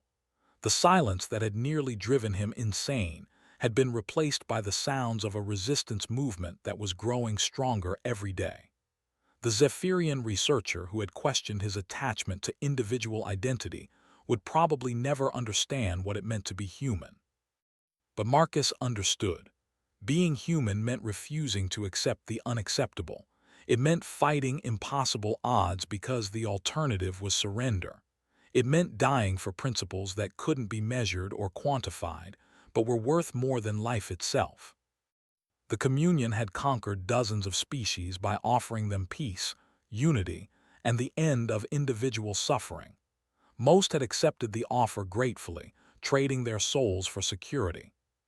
Humans had looked at the same offer and decided they would rather die free than live as slaves. That stubborn, illogical, magnificent refusal to surrender was what made them human. It was what would save them. And it was what would ultimately destroy the communion. The Reaper had found his prey, and the hunt was just beginning. In the depths of Firebase Beta, Marcus Kane began planning the next phase of humanity's war for survival.